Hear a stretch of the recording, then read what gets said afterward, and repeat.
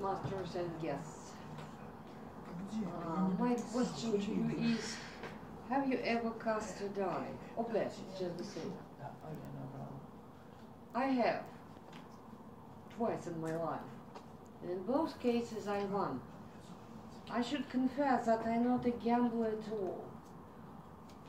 In those two cases, I did it only to strip away those two ladies' overconfidence. And just imagine that you are on the board of a cruise liner. It's the Caribbean, very warm, and English-speaking company sitting around the table in the restaurant. There are 8 of us. Gentlemen are enjoying there on the rocks near the open window, and ladies are just talking. It's small talk, nothing else. But you know that in all female companies, there is only a person who proves to be very inquisitive indeed. And she is always interested in details of your personal life. Asking all kind of, sometimes not very pleasant questions. And one of those 4 ladies, she was from Scotland. They offered to cast a die whose story about their first meeting of their future husband will be the most interesting, the most romantic, impressive. Let it be sweet, sugar, or it be nail-biting story, it doesn't matter. It should be very romantic. I should confess that I don't remember the first 2 stories of those English ladies, but the story of ladies from Scotland I remember. It was very romantic indeed. It happened in an old castle in Scotland. Those who have been to Scotland, you know how gloomy they are. Huge, gloomy, with curving floors, very mysterious halls and endless corridors. It was a wedding ceremony of her friend. She was a bride's friend, and they were listening to the ceremony very attentively, and it was coming to an end, its logical end, when a bride and groom give their oaths. At that very moment, when they came to the end practically, the light got off. It was pitch dark. There were cries, candles, candles, but there were no candles as such. There were chandeliers in those castles. Well, somehow they found some lighters or something, and gentleman, who was the friend of the groom, gave her a helping hand, certainly.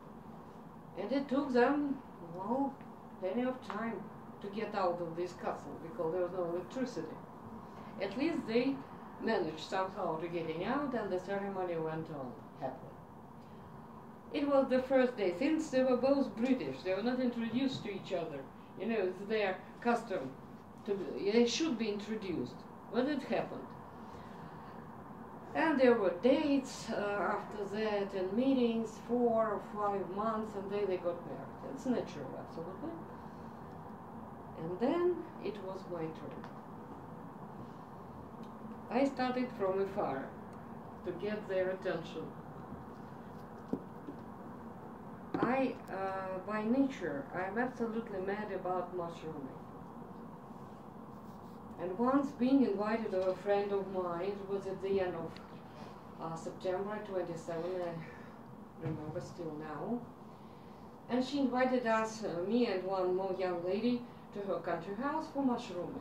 There were a lot of mushrooms this very year, but she warned that in the morning, next morning, one gentleman would come to us to accompany us, for, you know, the 3 young ladies in the forest, you know, it's not safe. So we arrived, it was already dark, we set fire as a stove, and I was happy reading some forbidden literature. In this family there were some forbidden authors on the shelf. So I was reading all through the night. In the morning there was knock at the door. Ladies, are you sleeping? It's high time to go mushrooming. we got out, and I don't remember who it was because I was busy with deep in thoughts about my personal affairs. I don't remember the face of this young gentleman who came.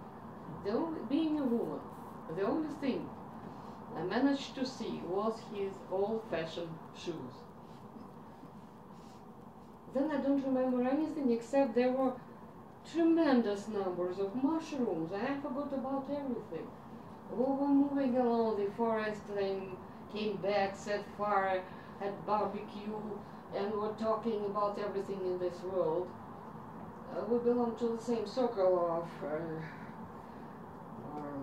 historians and literature and so on and so forth.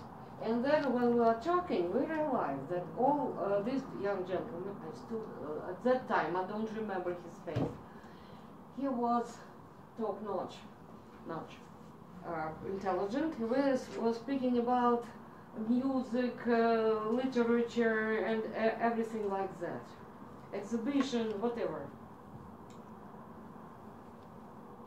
And then he left for Moscow. I forgot about him completely.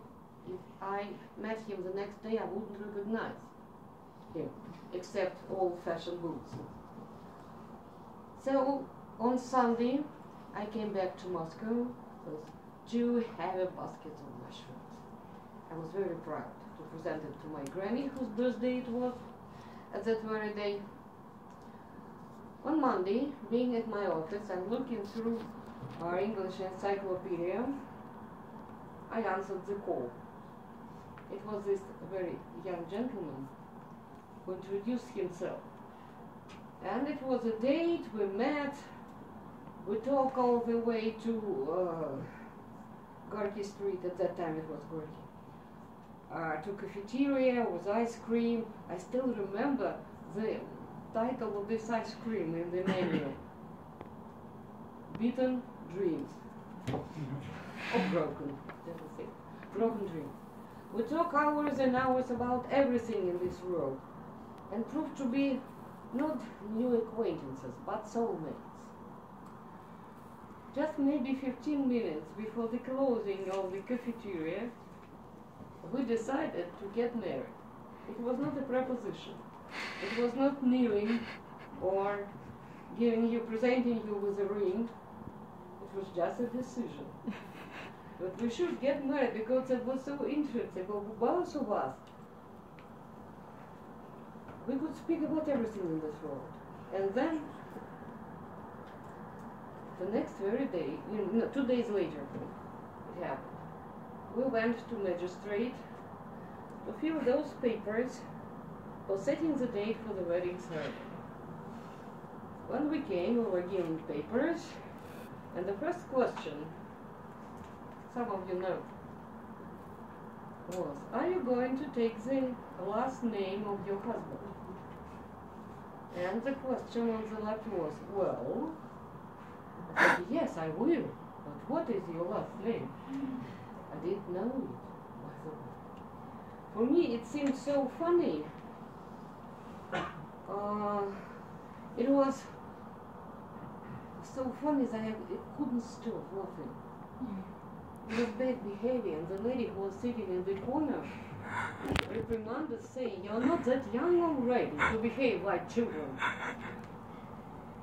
But there was no stopping. I couldn't stop laughing because it's really very funny. Because just imagine, you give your life, your faith to a person who don't know his last name. We're not that young really at that time. So, that was how we got married. We lived meaningful life for 36 years. Interlinks because we talk a lot. We discussed everything. Literature, history, traveled a lot. We shared the same interest and habits. Except 2 points in this life. We have 2 disagreements, because I prefer Mozart and Bach, and my husband preferred Schubert. I still adore home pets, really. Dogs, cats, I always had pets at home, but he liked them as well. vou tentar os nervos. Vou tentar opus. So it was absolutely happy life for 36 years until it is mentioned in the oath before the altar. Death did part us. That's it.